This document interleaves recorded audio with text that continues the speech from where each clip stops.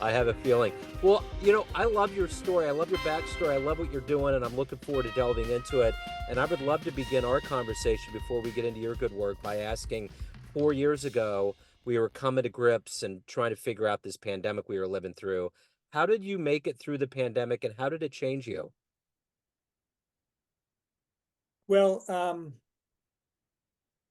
the pandemic reminded me of the importance of having a stable world view.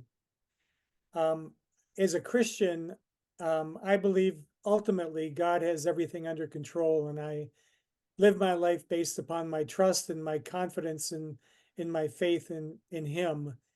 And so, in that sense, um, nothing that goes on in the world, our world tends to be unpredictable, at times chaotic, at times uncertain. And I just prefer something stable. So I find that my faith in God helps me through times of chaos and uncertainty. And so that's my main answer to that. I had other um, beliefs and perspectives about the background and the politics and the hidden agendas and everything involved in what went on around that. Um, but I also have a heavy medical background, and I realized early on that there isn't much difference between COVID-19 and the regular flu we deal with every year. So the folks who had serious challenges with it had other medical conditions that were irritated by the COVID-19. So it's a complex answer, but I think the best answer I can give you is my dependence on the stable, firm promises of God and His protection helped me through it. So you have a lot going on. You had mentioned, having a medical background, you're a therapist, you're a leader, an educator, an author. But if I was to put you right now in 2024 in front of a group of third graders, it's career day, and one of the kids says, "Hey, what do you do for a living?" How do you answer that child?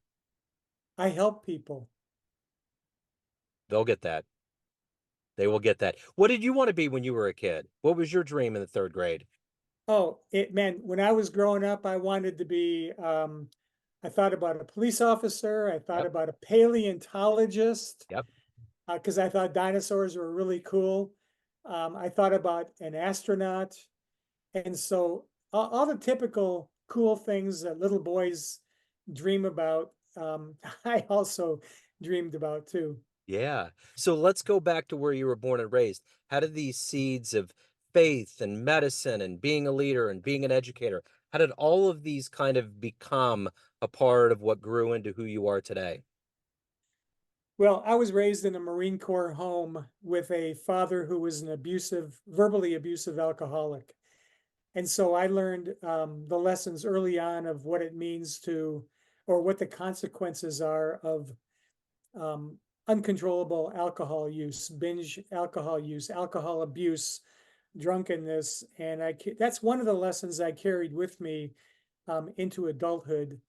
But I would say the other side of the coin is that coming from that Marine Corps home, I also learned discipline, organization, determination, resilience. And as an only child, I had learned all of that pretty much on my own, to depend on my own resilience and my own resources to help me through whatever I was facing. So who's been a hero for you? Who's been an inspiration that's helped fuel who you are? I would say, back to my Christian faith, I would say ultimately Jesus Christ. In terms of human leadership, I would say Dr. John MacArthur, who is a well-known author and pastor in Southern California. He was instrumental in my early spiritual growth after I committed my life to Christ as a high school senior. So if you could meet anybody alive right now on the planet that you find fascinating or interesting and spend a little time with them, who would it be? They have to be alive right now. We could open it up to ghosts. We can do both. Okay, so my default answer is always Jesus. But coming from Wisconsin, I'm an avid, lifelong, dyed-in-the-wool Green Bay Packer fan. Okay. And if I could meet anybody, it would be the Packers' former Pro Bowl Hall of Fame middle linebacker, Ray Nitschke. Yeah, that would be great. You know what always gets me about I just think you thinking about Green Bay and all of that, even Milwaukee, like I'm just fascinated at the fact that Bob Uecker's still around and how absolutely influential he's been in his career. Um, what's what's the best football game you've ever been to? The best football game I've ever been to would be probably the Ice Bowl of 1967 Yeah. between the Packers, NFL Championship game between the Packers and the Cowboys. Okay. Is it true that Packers fans are shareholders in the team? Like, Yeah. isn't that's Yeah. cool? I remember hearing that and I was like, no way. It's like they have part ownership. Well, but you have to understand that part ownership is for the average shareholder, a share costs $1, Right. and you have to wear that cheese head um, Oh, hat that we have. So the Green Bay Packers are owned by the community. So in that sense, the community owns the Packers. But there's all kinds of complex trusts and contracts and gotcha. the way forward kind of written documents. I don't understand it completely, but I do know the Packers are the only community owned team in the NFL. Yes, absolutely. Yeah. And that was why it blew me away when I heard about it. I was like, I had no idea this whole time, which is totally fascinating. And it makes sense to me because teams are such a part of your community. I mean, it's a huge reason for tourism and all kinds of things, you know. So let me ask you this. You're obviously very highly motivated, very decorated as a professional in your life.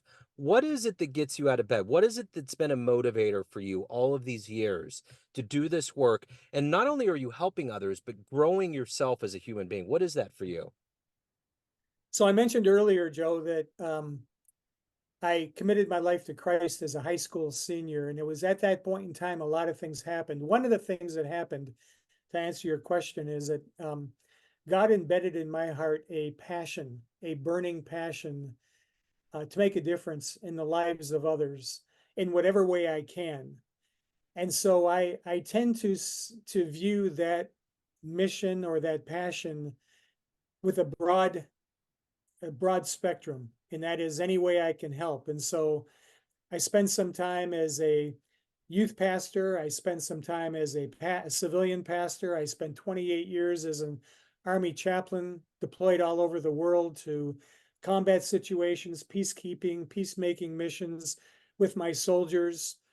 And then when I retired from the Army, I went back to work that next Monday as a civilian therapist in one of the foremost Army teaching hospitals in the world out here in Fort Lewis, Washington at Madigan Army Medical Center. And that's where I began my formal, specific addiction medicine, behavioral health, PTSD therapy mission to help soldiers overcome their challenges. So my teaching also does the same thing. My goal is to help students become better students, develop their critical thinking skills, and help them make a difference in the way they feel called in their specific part of the world. So the one thing that's been an advantage of what you've said about traveling around the world is that a lot of us are trying to figure out real meaning behind our interaction with each other as human beings. And you've had this fortunate opportunity to be around the world and to help people that are in need. What have you learned from seeing all these different kinds of people and cultures and civilizations, so to speak, throughout all these years? What's been the thing that's really risen to the top that you've realized? Well, I think that in our world, especially our contemporary world, there's this what I consider unjustifiable weight is placed on culture and racial differences. It's done nothing but fragment and polarize the world. And I think the secret to success and interacting across borders and with different cultures, different races, different ethnicities, is to understand that all human beings are created equally. I like to say the ground at the foot of the cross is level ground. Yeah. There is no race, no gender, no ethnicity, no country borders. And I think there's a couple of biblical principles I follow that has really borne a lot of fruit for me and kind of paved my way to successful relationships and interactions. And that is the most important thing is that we need to treat one another the way we want to be treated. Yeah. Someone has called that the golden rule. Do unto others what the way you would have them do unto you. So treat others the way you want to be treated. And then that is defined as treating everybody with dignity and respect. So I think it doesn't matter what culture we're in, it doesn't matter. We need to place less emphasis on culture and more emphasis on what we have in common. And what we have in common as human beings is that we should be treating each other the way we want to be treated with dignity and respect. And I don't know anybody, Joe, of any culture, any race, any ethnicity, regardless of whether they're male or female, that don't want to be treated with dignity and respect Yep. and in a positive way. And I think that is the primary point on the compass, the moral compass that we should all follow. So well said. What a brilliant thought. I love that. So of all of these places that you visited on the planet, what was one of the most unexpectedly beautiful, magical places? You just didn't expect it was going to be like that, that you really you'll think about it. It'll come into your head and you're like, "Ah, I'd like to go back there." Oh, great question. I would say probably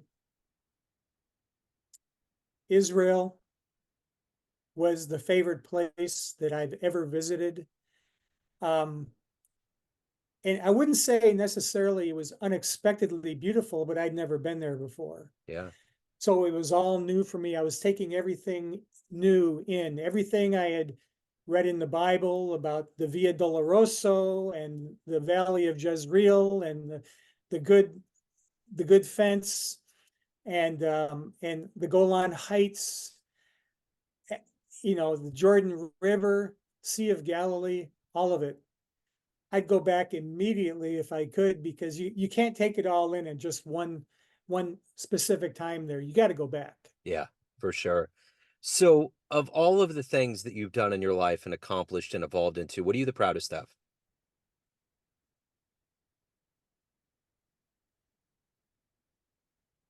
Having two grown daughters who are stable, mature, and wise. So you have to dispense good advice. You've dispensed good advice throughout your life. What's the best advice you've ever gotten?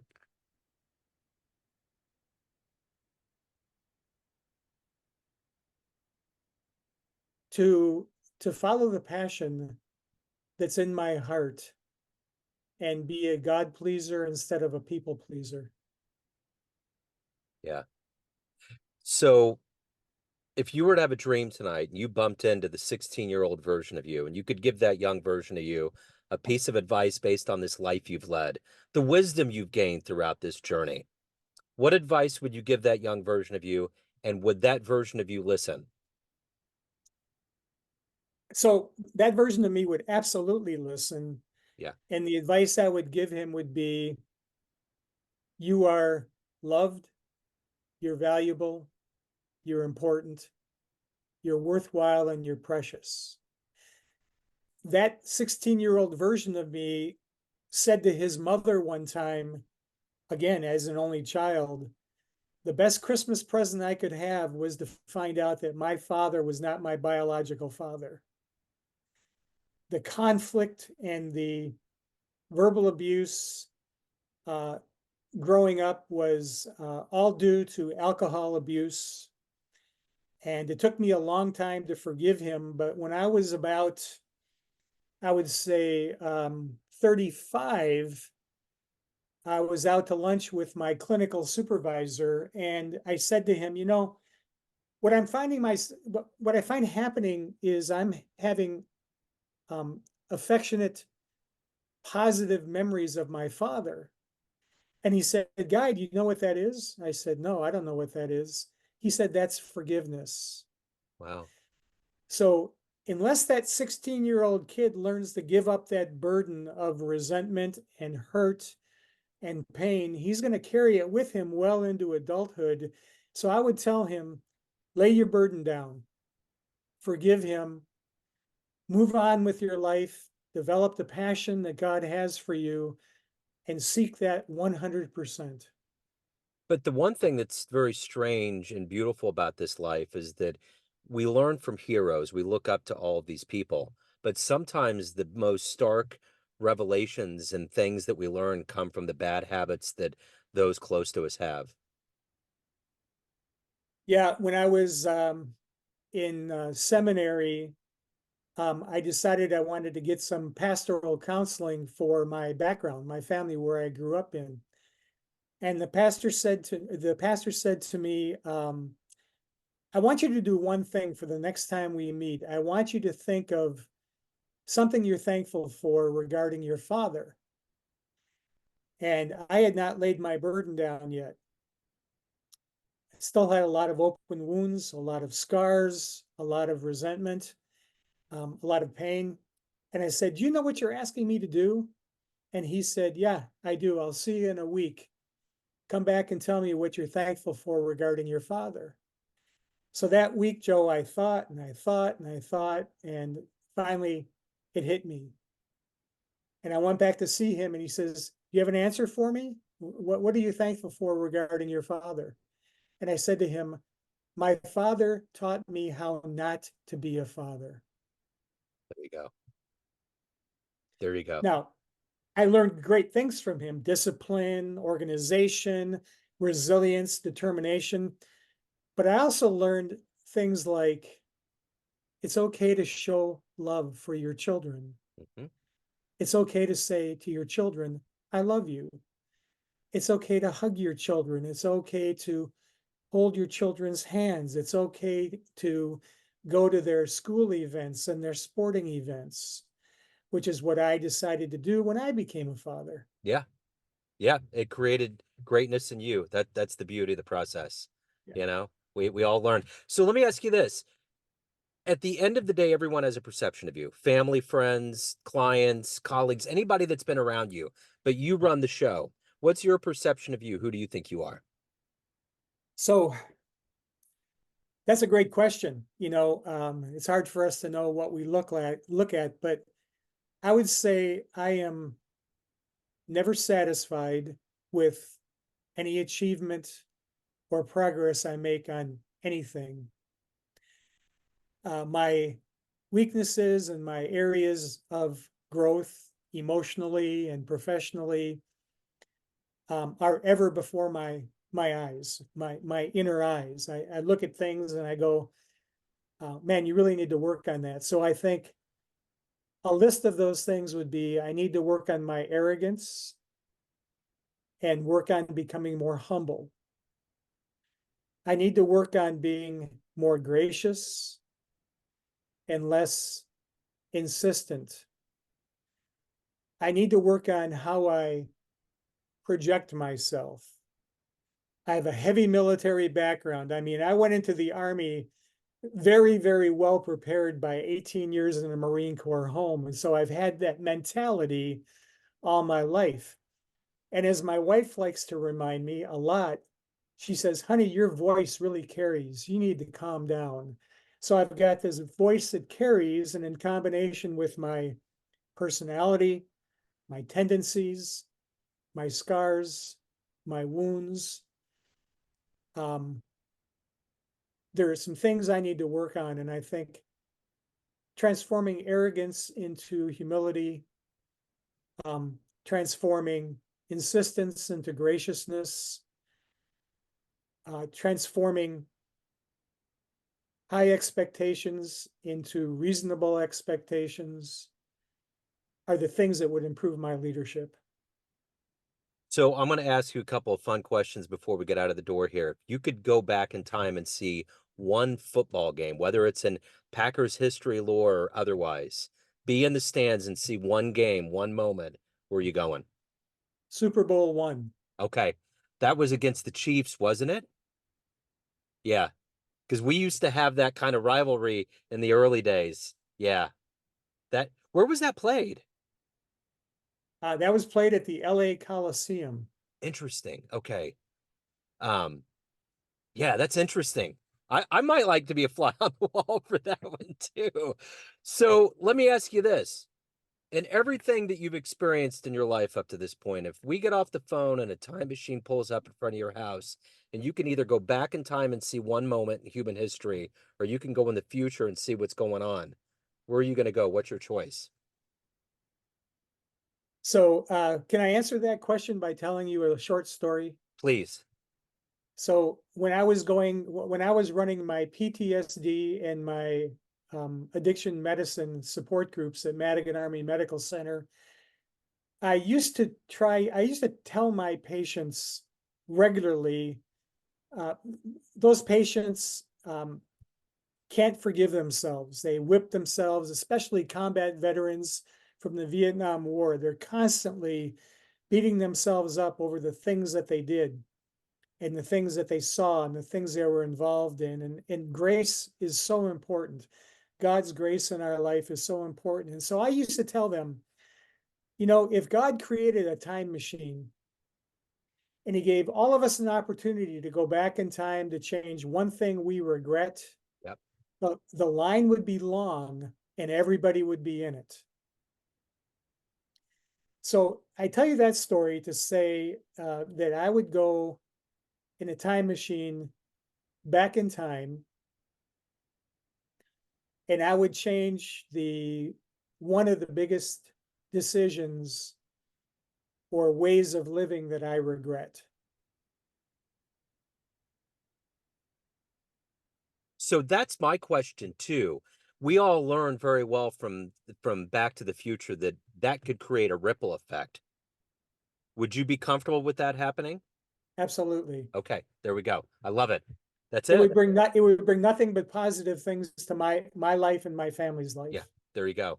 That's all we need to know. Guy, this has been wonderful. If anyone wants to get your books, they want to hire you, reach out, any of the good business of your world and your life, where do they go? www.guyglad.com. That's easy. One-stop shop. I love it. Guy, this has been wonderful. Thank you, sir. Thank you for what you've done. You're spilling a lot of light into this world that's necessary, so thank you for opening up about it. Blessings to you. Good to meet you, Joe. Yes, sir. Thank you.